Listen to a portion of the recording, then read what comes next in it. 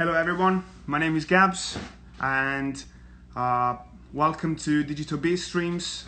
This is the first episode with a guest. The guest is going to be Natalya Watson and she's going to join me in a second. I just want to remind you what's going on, what it's all about.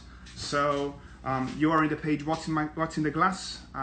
It's a project where we're just chatting about beer, chatting about all things, beer related and everything that is all this beautiful liquid. And my idea was to try to find a way to connect with as many beer enthusiasts and friends and people that are like me in self-isolation or quarantine, whatever you want to call it, all around the world, in London, in the UK, and basically everywhere. And my idea was just to build different streams, and these streams are all part of like a long project is gonna last until I would say end of May. It's gonna be 27 different episodes and different streams. So there is the coach stream, there is the ground stream, there is the industry stream, and there is the sip stream. Today we're having a coach stream, and the coach stream is basically where we're doing our digital beer education program. And for the first episode, I really wanted to have a friend with me, someone who knows beer better than probably many other people, and it's just a passion that Natalya have. And Natalya Watson is basically I'm not sure if he's the first advanced cicerone in the UK, but I'm going to ask her in a second. And we are going to talk about how to taste beer, in a professional way, how to taste beer in a in a really complete way, so you can take the best out from the experience that you have. So I just remind to everyone, then just join. Welcome, Digital Beer Stream, first coach stream today, and it's a pretty interesting one because I never really done anything like this, like live streams and not live streams with guests. So it's almost like an experimental bit, and I can see there are 14 people already connected. Hello everyone, thanks to be connected in here. So I'm gonna drink North Brewing Session Pale Ale, which is called Sea of Clouds. North Brewing is a Leeds-based brewery, and I'm really curious to see what Natalya is going to drink. So just give me 1 second, see if she's going to connect. And let's see what she's going to drink as well, so we can go through everything together. Hello! Hi! How are you? I'm good, how are you? It's so lovely to see you. My pleasure to see you as well. I'm gonna turn up my volume so my camera might get a bit shaky. Oh, perfect. Right, I'm going to do a similar thing as well. How are you, Natalya? Yeah, I'm really good. I'm a bit nervous as well. I just did one Instagram live yesterday for the first time, and it is kind of strange because you're, chatting with someone, but then there's all this chat happening below. It's a lot to take in at once. But it's such an amazing way to stay connected. So thank you very much for organizing this, and I'm so happy to be the first guest. Oh, well, we know each other from quite a while. Yes. I think, I was thinking, it's probably the Mother Kelly's days, right? Yeah. You were almost like at the end of your experience behind the bar in E2, and I just joined, and I remember your passion since the beginning. So It's all still here. yes. So as I said, I'm gonna drink this lovely North Brewing Session Pale Ale, which is our 3.9%, perfect for the time. And may I ask you what you're gonna drink? Yes, so I sort of before the world changed, spent 2 days in Liverpool. I was up there for Beer X, the SIBA event, I'm the part-time secretary of the Beer Guild, so the British Guild of Beer Writers. So we were up there for a meeting, and I went to visit Les and Julie at Neptune Brewery, and they sent me home with a six-pack, and I have never been more grateful to be sent home with a six-pack of beer. Oh Because wow, yeah. now I've just been going through each of them and like really enjoying them. And this is my second one of these, the Mosaic. It's a 4.5% pale ale, single hop with Mosaic, super delicious, and we'll use it for the tasting tonight. So I'm very pleased to get to support them. Unfortunately, or fortunately, they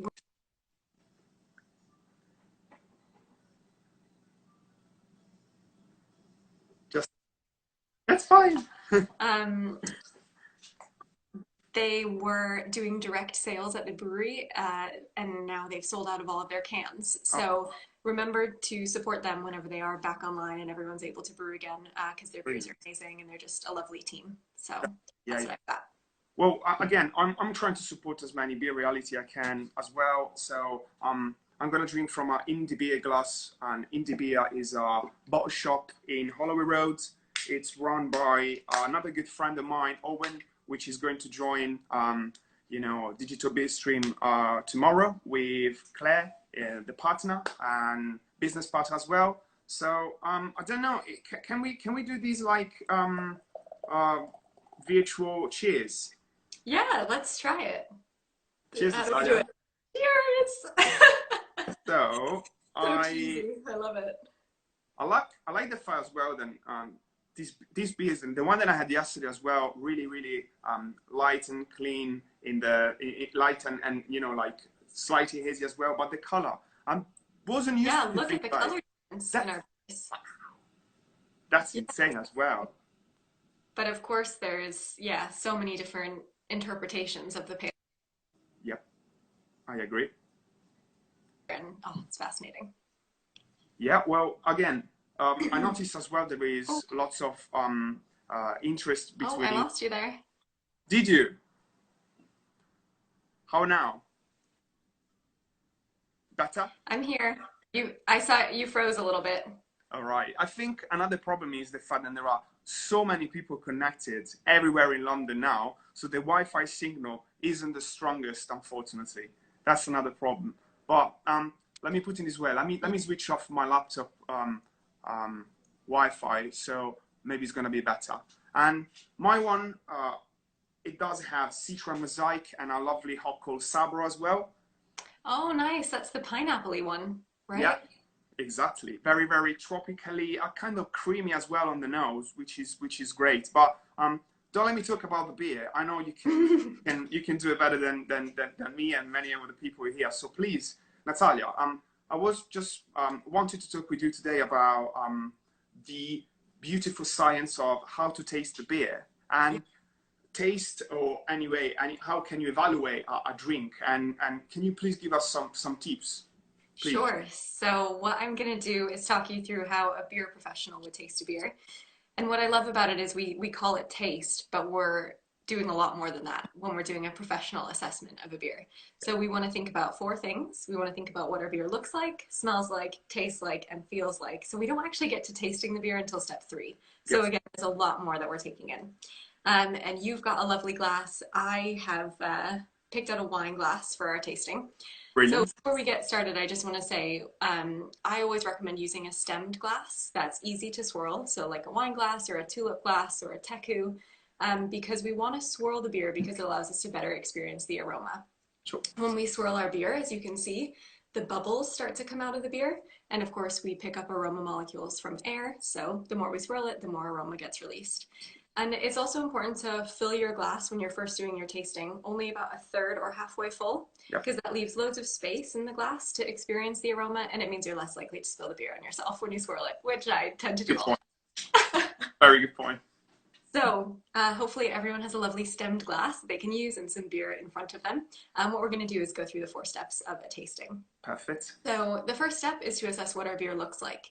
Yep. And the reason we want to do this and check out the beer's appearance is because it can set some expectations for the aromas and flavors and textures that we might find in our beer. Okay. So when we do this, we want to think about the three C's: color, clarity, and carbonation. Brilliant. Beer color can range from gold to amber to black.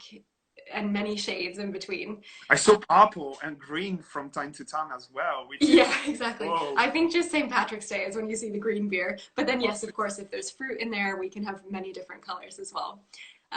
So beer color can help set some expectations for the flavors that we might find. So in a golden colored beer, we might expect to find flavors of white bread or water cracker, whereas in a dark beer, we would expect to find perhaps coffee or dark chocolate or burnt toast. So right away, we can kind of know what we're looking for. But it's important that like, you're not supposed to judge a book by its cover. Don't judge your beer by its color alone. We do want to make sure we taste it and see what we find in there. For sure. But it just helps you know sort of what to look for. Yeah. Then the next C is clarity. So we want to think about whether we can see through our beer or not. So mine has a slight haze to it, but it might just be a little bit of a chill haze as I just took it out of the fridge, whereas Gab's is a lot hazier than mine is. You can see. Yeah, so you can hold it up to the light. That's why you see beer professionals do this thing. It's not because we're trying to be too fancy, but we want to see if we can see through the beer or not. And so what this indicates to us is potentially the texture of the beer. Yep. So a clear beer should have a lighter body, so not as much weight on the palate, whereas a hazy beer might be a little bit fuller or creamier on the palate. Sure. And then the last thing we want to look at is carbonation. So the amount of foam on top of the beer can be an indicator of the level of fizz within the beer. Yeah. Again, we'll assess that once we get to step 4, which is assessing the mouthfeel of the beer. But it, again, just helps set some expectations for the flavors and textures we might find. Sure. Before we move on to flavor, this I kind of learned late in my beer journey, but I think it's really fascinating. Flavor is actually a combination of aroma and taste. So we only have 5 basic tastes, but we can pick up on thousands of different aromas. So that's why together they give us flavor. So we don't want to only assess one or the other in our beer tasting. For sure. So let's move on to step 2. Yeah. We're going to smell our beer. So as I mentioned earlier, we want to swirl our beer because then that helps to knock out some of the carbonation. So it helps release some of the bubbles. And then with that comes the aroma molecules. So we detect aroma molecules in air. Again, that's why we need the bubbles to come out of the liquid. So give your glass a swirl. Many people will do it holding the stem, as Gabs is clearly a pro at. I cannot get the hang of it. It's like I can't hula hoop. I can't figure out how to do the swirl, so I hold my glass. I think yes, just for the first beer, in the second and the third one and the one after. That's when it spills all over you. So yes, we want to give the glass a swirl, bring it to your nose, and take a short sniff. And if you can believe it, there are actually 5 different techniques that beer professionals can use to smell a beer. I'll name them for you. If we have time at the end, I'll demo them for you, but we'll stick with a short sniff. Let me put it this way, Nat, please, let's go on the details, please. Yeah, should we do them all? Okay. So the first way to smell a beer is called the short sniff. So all you do is give the glass a swirl, bring it to your nose, and breathe in for 1 to 2 seconds. Okay. Then the next way is called the long sniff. So you do the same thing, but breathe in for 3 to 4 seconds. Sure. So swirl, bring it to your nose. Take a nice deep sniff. My beer, as I mentioned earlier, is single hop with mosaic. So I'm just smelling mango after mango after mango, and it's absolutely delicious. I smell dankness and coconut somehow, and like pineapple as well. So creamy, I'm telling you. Oh wow, you've got a pina colada beer. Oh, kind of, yeah. Yeah. So then the next one that we can try is the distant sniff. So it might be a bit hard to see with the video, but for this one you want to sort of swirl the glass at a distance below your nose. Okay. And breathe in as you do that. This is more important for chemicals that can blow off quite quickly or things that we get really used to with our nose. So it's particularly important for off flavors like a skunky smell that comes from light strike in beer. Yep. So I'm not picking up too much at a distance, but it's something that you might want to use if you're assessing for off flavors or doing a blind tasting. The next one to try is the drive-by, which is when you sort of swirl and pass the glass under your nose and breathe in. Oh, yeah. Those volatiles. This is kind of very wine words, kind of, right? I mean, I saw some wine sommelier doing similar, techniques. Yeah, and again, as I say to people when I do these sort of tastings, you don't need to do this at the pub. It's not. You're gonna look a bit weird if you do this stuff at a pub. True. But if you're doing a blind tasting or you really want to assess a beer for the first time and kind of dig deep into it, then these are the different things you can use. And then the last approach to use is called the covered sniff. And this is really good. Say you're not picking up much aroma from the beer. It could be that it's just too cold. So if you put your hand over your glass and swirl, then this not only helps to warm the liquid, but it will concentrate the aromas as well. And then bring that to your nose, lift off your hand, and take a smell. So it should heighten the intensity slightly, which again, for me, is just even more intense mango. Yeah, this is pina colada at the best. Wow. Yeah. So, well, what did I want to say next? Okay, so we've talked about if you're not picking up a ton of aroma, what you should do, which is then try and either do the covered sniff or warm your glass slightly, because that will release more aroma. It's also important to note that everyone has different levels of taste perception and aroma perception. So if you're having a hard time, don't get on your case. You can improve these things as you practice and as you go along. But I did also want to say, you could be smelling something and then just be like, I cannot find the word to describe it. And actually that's totally normal. Reason being, the way that the brain processes aroma signals, it goes into our emotion and memory centers of the brain and not to the higher thinking centers of the brain responsible for vocabulary.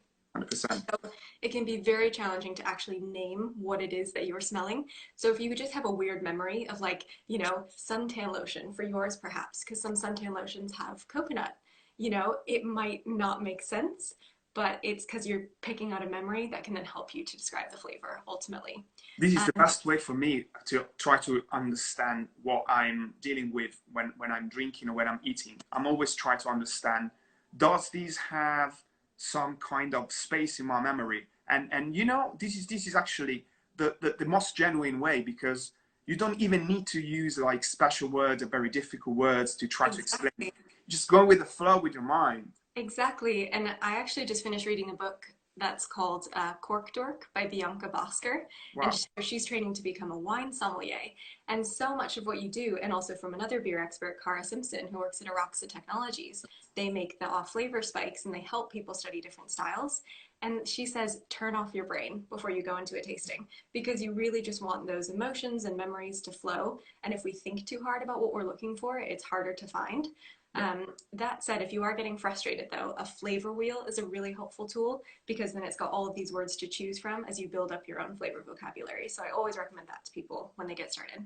And is it possible that maybe if you are a smoker or if you drink lots of coffee and maybe your food is normally very spicy and your taste buds could be a bit confused, I would say? Yes, so definitely if you smoke, it can be harder to pick up on certain flavors. But then actually, you know, say you drink a lot of coffee, it might be that it's easier for you to detect bitterness and that you like more bitter beers. So again, our everyday flavor experiences can help shape not only what we prefer, but then also what we can find in our beers as well. So I do like to say that to people too. You don't need to know how beer is made to be a good beer taster. Yeah. You know, especially with a pale ale like this, for example, if you've had a piece of toast or you've had digestive biscuits, you can find those flavors from the malt. If you've had a fruit salad, you can find those flavors from the hops. So I like to say, you know, think about what you had for breakfast, think about what you had for lunch, look for those things in your beer, because that will really help you again as you're first getting started. I can't be more than, you know, agree with you. This is the best way to try to evaluate what you know, aroma and coming out from your drink. But you also say there's going to be another step. I'm not sure if you. We finally get to taste our beer. Thank goodness. Step. So yes, if you can believe it, step 3 of the beer tasting process is when we finally taste the beer. So we have 5 basic tastes: sweet, sour, salty, bitter, and umami or savory. And we can actually find all of those flavors in beer, or all of those tastes, I should say. The primary ones, of course, are going to be sweetness and bitterness, and different beer styles have a different balance between the two. But we can find, of course, sourness in a sour beer. We can find salinity in a Gosta, and then we can find umami flavors in long-aged beers. But for our pale ales today, the main focus is going to be sweetness and bitterness. 100%. I think this is what is going to happen as well, Jan, here. And sorry, Natalia, do you mind to tell me and the best way to you know, describe what umami is for maybe the people that are not really super familiar? Yeah, that's why I do always say umami or savory, because I think a lot of people don't know the word. So it's, of course, a Japanese word, and the flavor was discovered by Japanese researchers.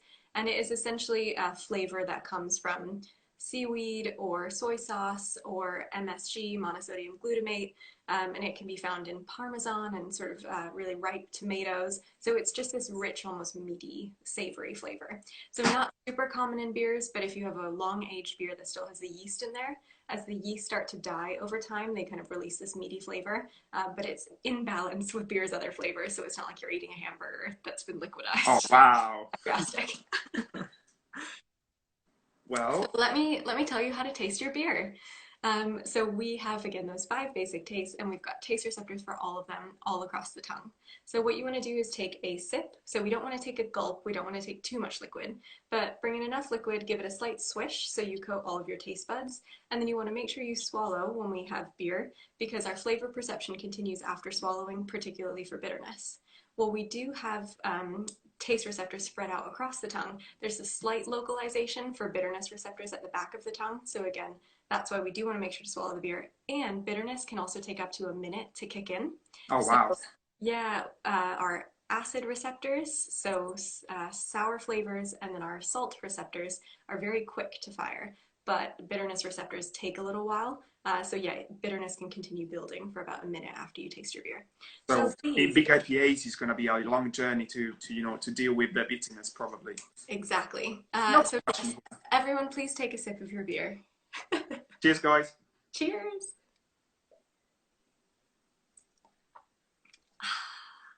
Delicious. That was long awaited. And the Wow. fascinating thing about tasting our beer, so again, we're looking for sweetness and bitterness. And the way to find those flavors, perhaps you drink coffee, perhaps you drink tea. There are, of course, bitterness in both of those beverages. Yep. But then maybe you don't like the bitterness, so you add sugar. So these are the ways, again, that we can use our everyday flavor experiences to figure out what is in our beer. Sure. And what's really interesting about taste is that it actually gives us a new way to smell our beer. So up until now, we've been using an approach called orthonasal breathing, and that simply just means breathing in through the nose. What we can do after we taste our beer is try retronasal breathing. So that means breathing back out through the nose after we Wow. swallow. And this will help us to experience some slightly different aromatics because one, the liquid has warmed, and then two, we've got enzymes in our saliva that help to break down aromatic compounds to release even more aroma. So the way that we do this is you take a sip, swallow the beer, keep your mouth closed, and breathe out through your nose. And that will allow you to pick up on the retronasal aroma. So give it a go. It sounds complicated. It's really not. It's just about remembering to close your mouth and try not to have beer come out through your nose.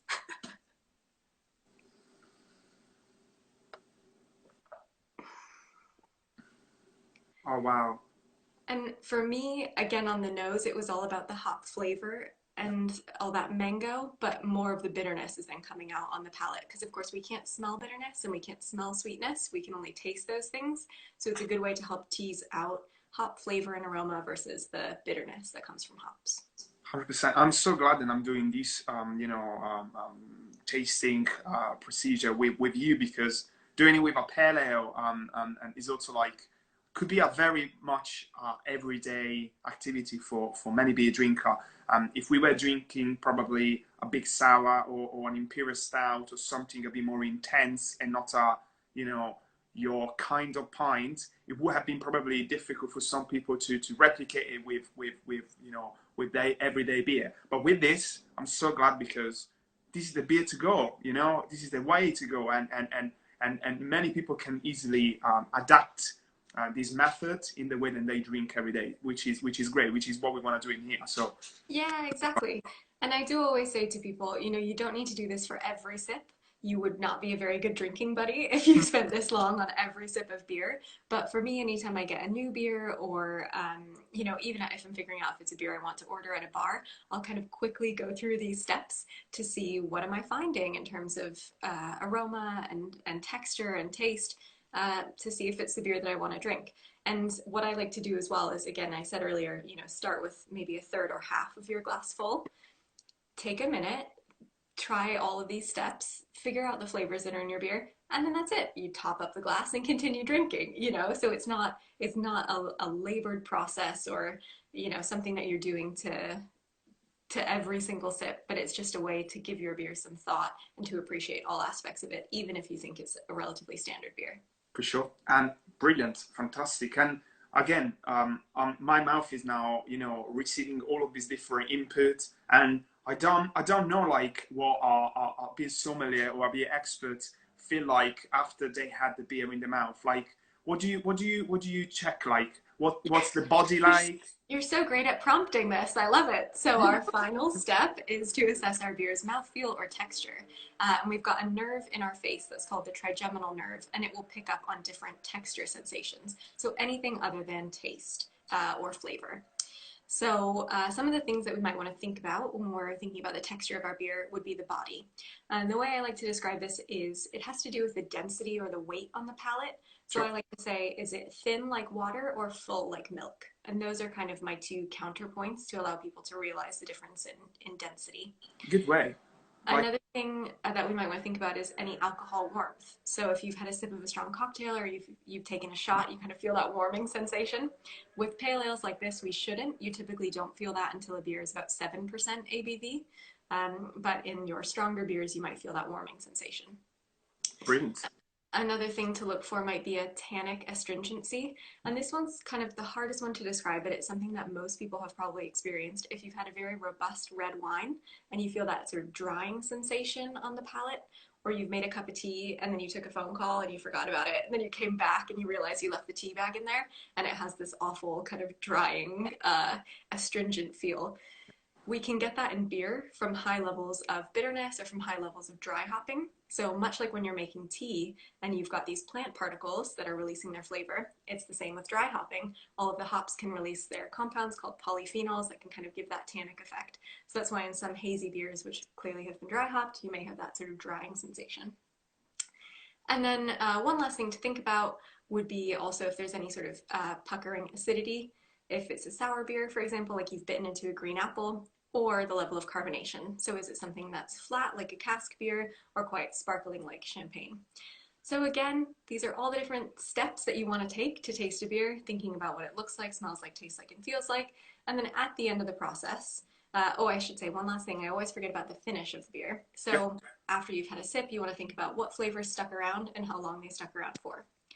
Then the last bit of the process is really just to think about your beer. So did the flavors that you came across and the textures that you came across meet the expectations from the beer's appearance? What were some of the prominent aromas and tastes? What was the body like? What were the other textures that were present? And then the last thing is, did you like it? Yes. That then allows you to fully experience all aspects of a beer. I like to ask myself, like, is this beer on style? And we're not gonna talk about so much about beer styles, but of course, it's an important way to understand if the beer that you were expecting when you order in a bar or when you bought the can on a bottle from a shop, is the beer and on style? Does Mm-hmm. really is it a real good representation of the specific style that is written on top or in the menu? Yeah. And what about your one? My one, yeah, I would say good pale ale. Yeah, totally. So I'll quickly take you through a tasting of this. Do I? Yeah, I've got a few minutes. Please. So I would say this is a lovely deep gold color, and it's got a very, very slight haze to it, only because I know it's been unfined, but it's got pretty good clarity otherwise, and a thin lacing of foam on top. As I've mentioned, the nose is just full of mangoes and sort of a little bit of dankness, but it's really just these lovely sort of tropical mango fruits. It's so, oh, the nose is amazing on this beer. Then whenever you take a taste, what I'm getting on this is a really nice sort of biscuity sweetness up front, and then a medium level of bitterness kind of takes over afterwards. As I said, bitterness takes a little bit longer to kick in, and then just this mouth-watering tropical fruit flavor. Like I feel my mouth watering. It's so good. And then a medium level of carbonation, a medium body, and it's kind of nice and rounded, the bitterness, so it's not lingering in terms of being harsh in any way. It just sort of helps to dry out the finish slightly, which of course then makes you want to go back for more. So yeah, really delicious beer. I saw that Julie's on here, Julie from Neptune. So hi, Julie. Thanks for Oh, hello. You can't believe. I mean, I'm watching the numbers as well, and I see the comments. It's great. I mean, there are some people that probably join beer with us right now. It's great, and I also want to remind everyone that there is a book written by Natalya, which Oh yeah. it I did released that, not yeah. far ago. And can you tell us a bit about your book as well, Natalia? Do you mind? Yeah, I should have had it. I had it as a prop yesterday when I was doing a tasting. Like, oh, and here's one I made earlier. So yes, I've written a book. It's called Beer: Taste the Evolution in 50 Styles, and it explores the evolution of beer.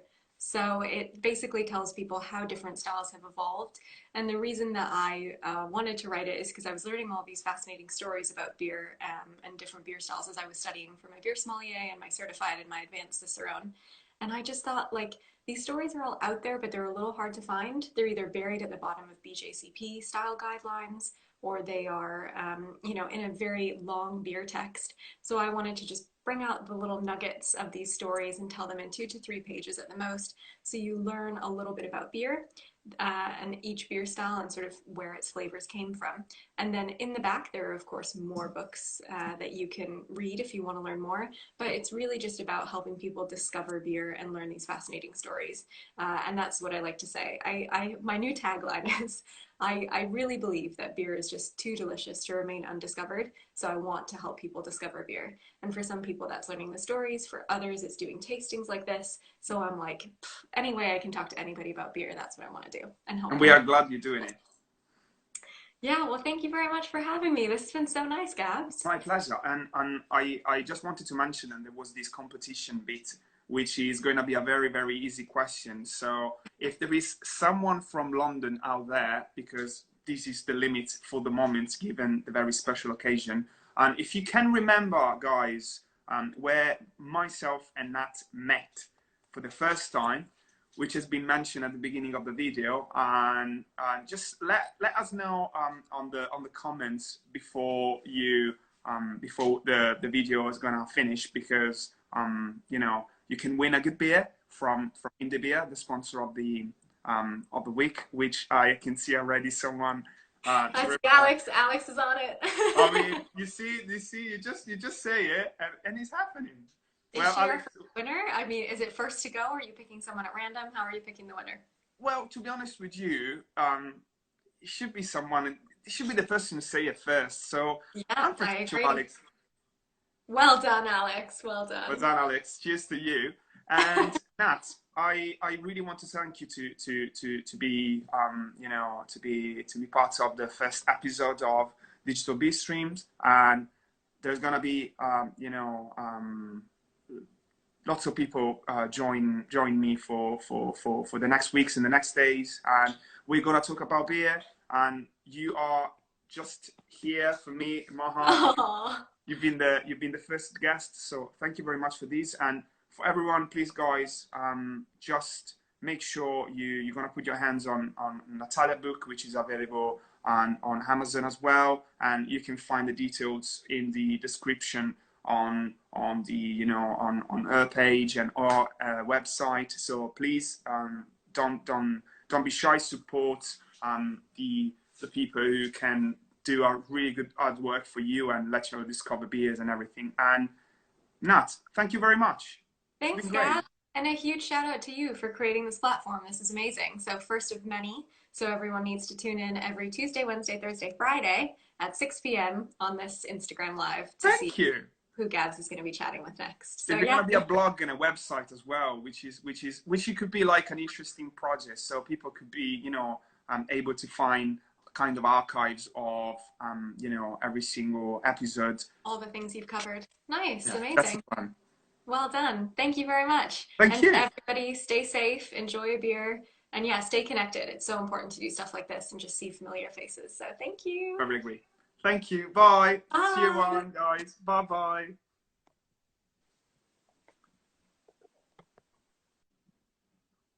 Bye, guys.